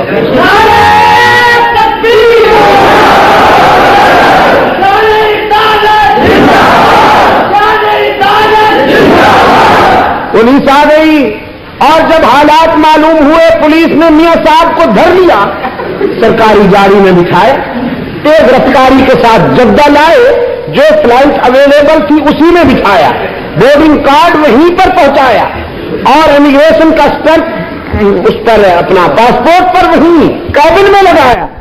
امیگریشن ڈپارٹمنٹ کو ہدایات دی کہ اب قیامت تو آ جائے لیکن یہ بیمار مولوی پھر سعودیہ میں قدم نہ رکھنے پائے۔ یہ نکالا گیا ہے وہاں سے۔ اب جو چیخ رہا ہے، کبھی لندن میں جا کے چیختا ہے، کبھی جوہانسبرگ میں جا کے چیختا ہے، کبھی ہانگ کانگ میں چیخ نکلتی ہے۔ ابھی پچھلے دنوں لندن میں جا کے BBC کو انٹرویو دیا، میں ان دنوں ابو ظہبی میں تھا امارات کے دورے پہ، وہاں میں نے وہ انٹرویو سنا، خدا کی قسم میرا خون کھول گیا کہ یہ ظالم اتنے سنگ دل ہیں۔ BBC جیسا اسلام دشمن ادارہ موقع کی تار میں بیٹھا ہے کہ مسلمانوں کو بدنام کرنے کا کوئی حربہ ہاتھ آئے اور وہ اس کو استعمال کرے۔ وہاں جا کے انٹرویو دیا۔ حرمین شریفین پر گمراہوں کا قبضہ ہے، ہم مطالبہ کرتے ہیں کہ حرمین کو کھلا شہر قرار دیا جائے۔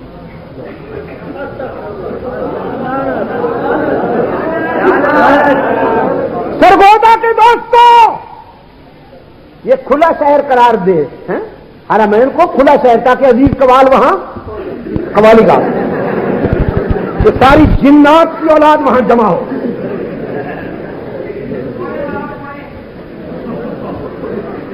میرے عزیز دوستوں، ہم تشکیل پاکستان سے لے کر آج تک مطالبہ کر رہے ہیں کہ نام نہاد ربوے کو کھلا شہر کرا دیں، ٹھیک ہے، لیکن ہماری آواز میں آواز نہیں ملاتے۔ یہ جو ہم ساتھ رکھتے ہیں وہ تو تبرکاً کوئی مل جاتا ہے رکھنے سے، ورنہ یہ جو تحریک کری تحفظ ختم نبوت کی، ہم اس کے گھر پہ گئے، امیر مجلس اول تحفظ ختم نبوت میرے شیخ حضرت خواجہ خان محمد صاحب اور حضرت شیخ بنوری کا فرزند محمد بنوری اور میں، ہم تینوں اس کے گھر پہ گئے اور 1.5 گھنٹہ اس کو منتیں کرتے رہے، رسول اللہ کی آبرو کی حفاظت کے لیے آ جائے،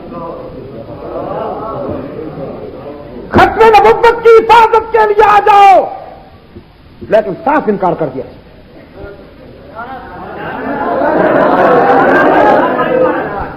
ہم مطالبہ کرتے ہیں کہ نام نہاد ربوے کو کھلا شہر قرار دیا جائے تاکہ منکرین ختم نبوت کے گلی کوچوں میں ختم نبوت کے رضاکار سر اونچا کر کے چل سکیں۔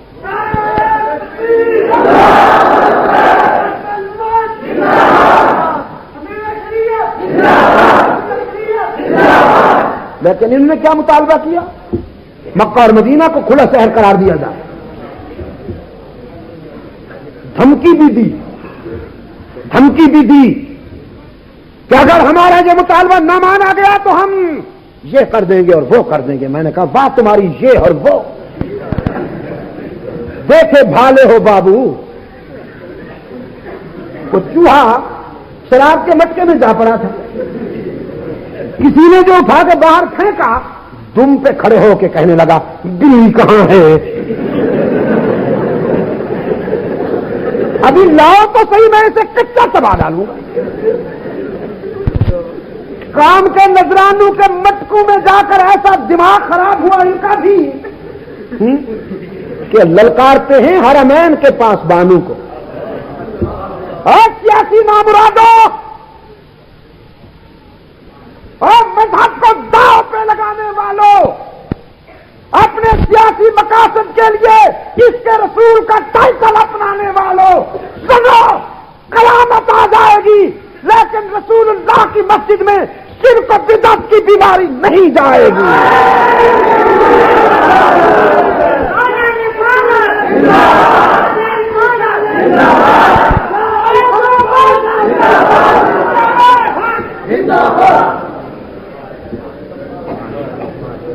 اور میں سرگودا کے دوستوں، وہاں سے نکالا گیا ہے بیچارہ، راندہ درگاہ ہے، کشنمی پرسد کے بھیا کی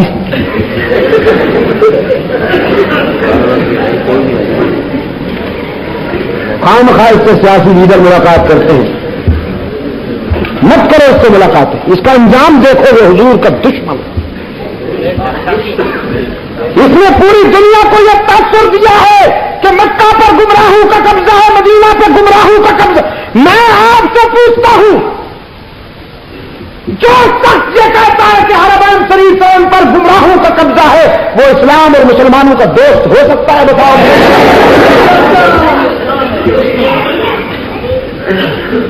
کسے خبر تھی کہ لے کر چراغ مصطفی، جہاں میں آگ لگاتی پھرے گی بو لہبی؟ تو وہاں سے بھگائے گئے ہیں خیر سے۔ فرمایا بطواف کعبہ رفتم بحرم رحم دادم، ابھی تمہارا رسول کر رہا ہے بطواف کعبہ رفتم بحرم رحم دادم، بڑا یار ہے، درون درچ کر دی کہ درون خانہ آئی۔ بیت اللہ کے طواف کے لیے پہنچا، لیکن بیت اللہ کے پاس بانو نے دھکے دے کر نکال دیا، کہنے لگا میرا جبہ تو دیکھو، لبے لالی تو دیکھو، صافہ تو دیکھو، تسبیح تو دیکھو، لیکن حرم کے پاس بانو نے کہا بیرون درج کر دی کہ درون خانہ آئی۔ وہاں رہ کر تو فتوے دیتے ہو حرم کے اماموں کے پیچھے نمازیں نہیں ہوتی، تو یہاں کس منہ سے آنا چاہتے ہو؟ یہاں تو وفاداروں کا مسکن ہے، غداروں کا نہیں۔ یہاں تو وہی آتا ہے جسے وہ بلا لے۔ اور مولانا جلال الدین رومی فرماتے ہیں ایک چیونٹی کے دل میں آرزو پیدا ہوئی کہ بیت اللہ میں جاؤں، مطاف میں گھوموں اور حاجیوں کے پاؤں میں روندی جاؤں،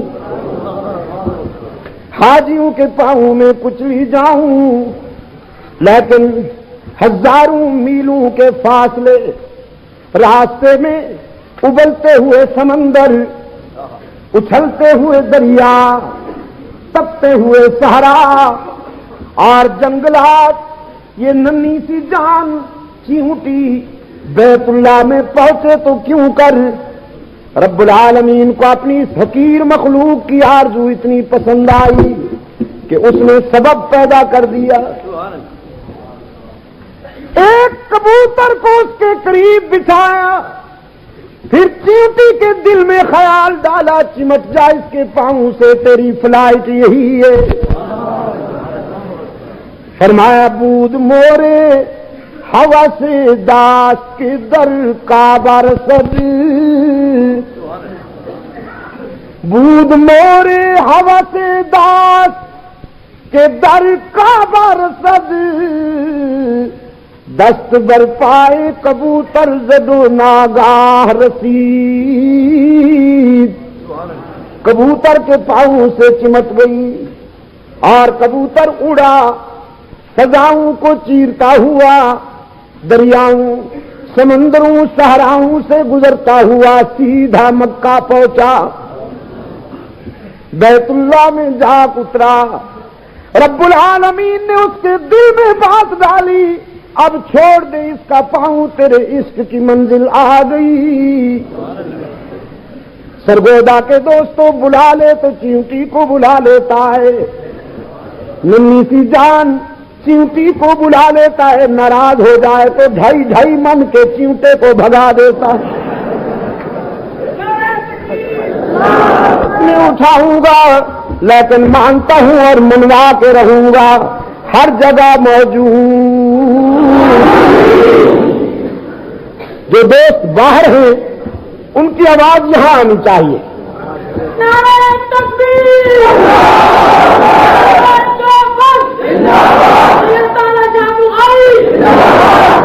یہ جو کناروں پہ کھڑے ہیں ان کی آواز بھی گونجنی چاہیے۔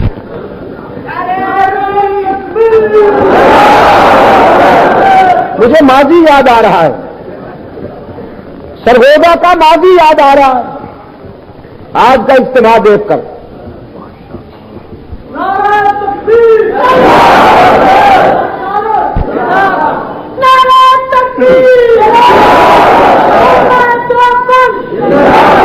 سرگودا کے ساتھ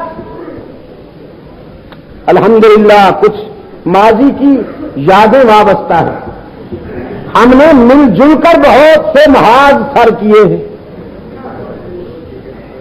میرے پرانے میزبان بھی بیٹھے ہیں، میرے بزرگ بھی بیٹھے ہیں، میرے عزیز بھی بیٹھے ہیں۔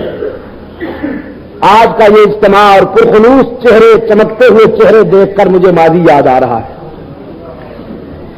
تو جس طرح ہم نے ہر ظلم کے خلاف آواز اٹھائی، شرک و بدعت کے اندھیروں کے خلاف بھی آواز مل کے اٹھائیں گے، دشمنان صحابہ کے خلاف بھی آواز مل کے اٹھائیں گے۔ اس مقدس مشن پر ہم میں کوئی اختلاف نہیں، ہم ایک ہیں۔ اور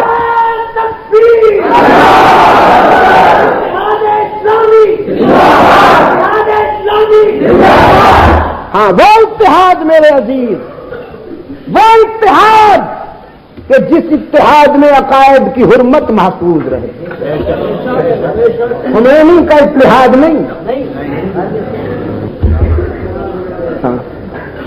وہ اتحاد کہ جس میں عقائد کی حرمت محفوظ رہے۔ اور یہ اتحاد وہی اتحاد ہے جس میں ماضی کی حسین یادیں وابستہ ہے۔ آپ سمجھے کہ نہیں؟ آپ کچھ لوگ ماضی کا انتقام لینے کے لیے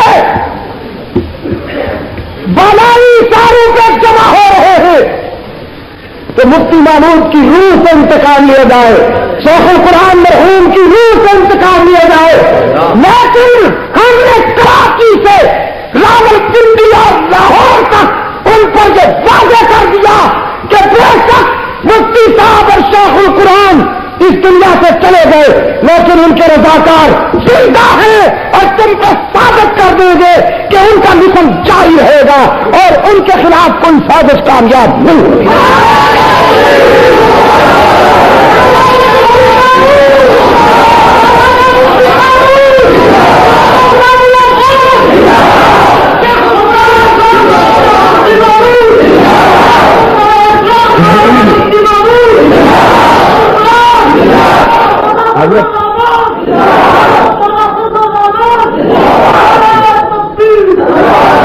کل تک جو کسی قومی تحریک میں نظر نہیں آئے، میرے عزیز نوجوانوں ریکارڈ ٹھیک رکھو اپنا، اس کو پرکھیں گے جس کا ماضی بیدار ہوگا۔ کل جو کسی قومی تاریخ میں نظر نہیں آئے، جہاں تک کہ تاریخ نظام مصطفیٰ میں نظر نہیں آئے، جہاں تک کہ تاریخ تحفظ ختم نبوت میں نظر نہیں آئے، وہ آج ہیرو بن کر ہماری عقیدت سے گلی ڈنڈا نہیں کھیل سکیں گے، نہیں کھیل سکیں گے۔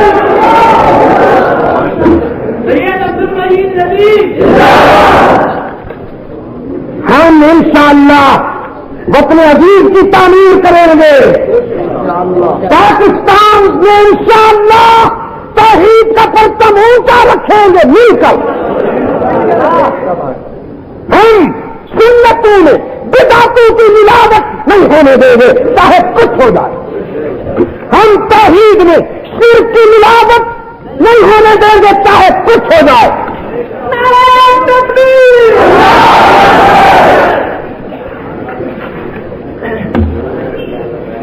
قادیان جب کی گاڑی بھی انشاءاللہ نہیں چلنے دی جائے گی،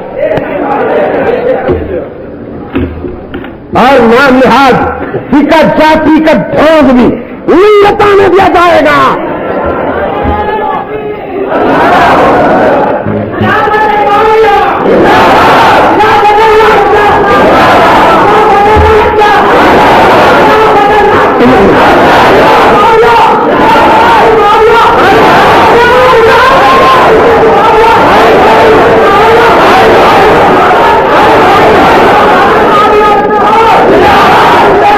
مجھے مبارکباد دو، مجھے مبارکباد دو عزیزوں، حضرت مبارکباد دو مجھے، بہت ناقص ہوں نہ میرے پاس علم ہے نہ عمل، صرف جذب ضرور ہے، لیکن الحمدللہ ایسے نوجوان پیدا ہو گئے۔ میں مر جاؤں گا لیکن میری یادیں زندہ رہیں گی انشاءاللہ۔ ہم نے ان کو ایک فکر دیا ہے، ہم نے اپنا دل جلا کر انہیں روشنی دی ہے، انہیں منزل کا نشان بتایا ہے۔ انشاءاللہ یہ صحابہ کی فوج ظفر موج ہے۔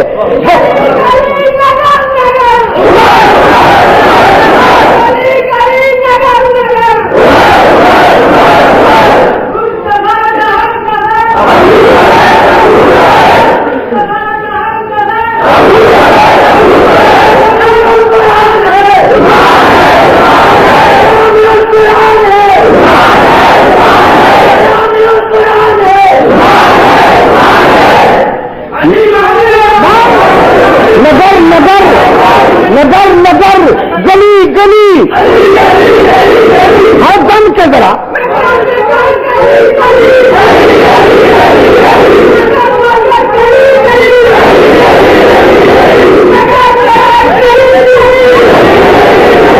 محاذ تمہارا ہے نوجوانوں، یہ محاذ تمہارا ہے، اس کو سنبھالو۔ پروفیشنل لوگوں نے قبضہ کر رکھا ہے، شام غریبہ نظر ہوتی ہے نا، وہ سیاست ایک ایکٹر سارا سال بدل ملانے کی مدد کرتا ہے اور پھر جو سانپ کی طرح زور ہدایت ڈائریکشن دیتا ہے، اس کے آگے بیٹھے ہوتے ہیں اس طرح سے، پھر وہ پروفیشنل وہ ٹیم ہے، مستقل پروفیشنل ٹیم ہے پیشہ وروں کی داد دینے کی، تو اکثر دل سے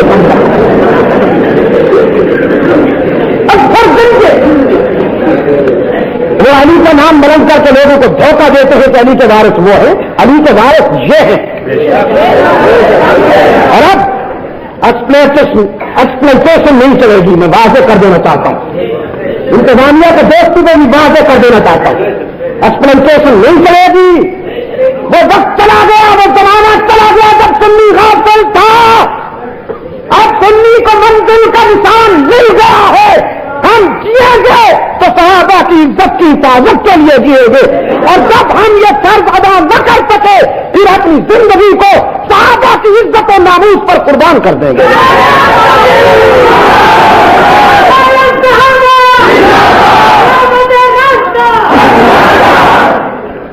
سرکار عالم صلی اللہ علیہ وسلم نے فرمایا مانتا ہوں اور منواؤں گا. لقد كان لكم في رسول الله أسوة حسنة. مانتا ہوں اور منواؤں گا انسانی جبین کی عاجزیوں کے لیے سچا مسجود. باہر کے دوستوں کی آواز یہاں تک آئے نہ پتہ چلے. انسانی جبین کی عاجزیوں کے لیے سچا مسجود ہر جگہ موجود. علام الغیوب کارساز دستگیر حاجت روا مشکل کشا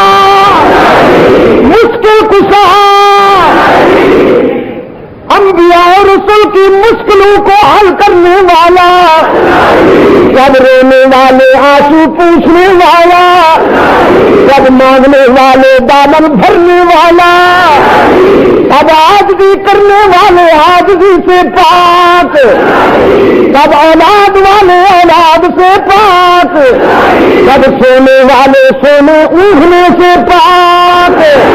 میرے آقا کی سیرت کا سب سے اہم عنوان یہی ہے. اسی کو لے کر جیو، اسی کو لے کر بڑھو، اندھیرے چھٹ جائیں گے سویرے طلوع ہوں گے. ربنا آتنا فی الدنیا حسنہ وفی الآخرۃ حسنہ. سنیے دو رسالے میں نے لکھے ہیں، وصی رسول و خلیفۃ بلا فصل اور سیدنا عمر فاروق. پڑھے لکھے نوجوانوں کے لیے وہ دعا کے بعد ملیں گے.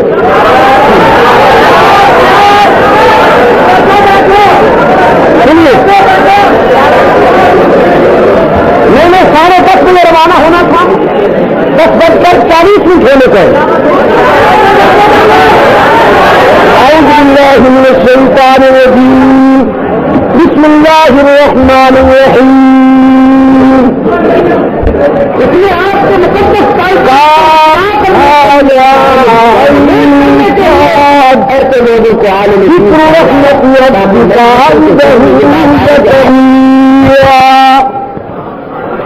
إذ نادى ربه نداء خفيا قال رب إني وهن العظم مني واشتعل الرأس شيبا ولم أكن بدعائك رب شقيا. صدق الله مولانا العظيم. الآخرة حسنة وقنا عذاب النار. اے اللہ عالم اسلام کی مدد فرما، مسلمان جہاں کہیں مظلوم ہیں ان کی دستگیری فرما، توہینی نصرانی سازشوں سے ملت کو محفوظ فرما، روحانی جسمانی بیماریوں کو شفا کاملہ عطا فرما. صلی اللہ تعالی علی خیر خلقہ محمد وبارک وسلم علیہ.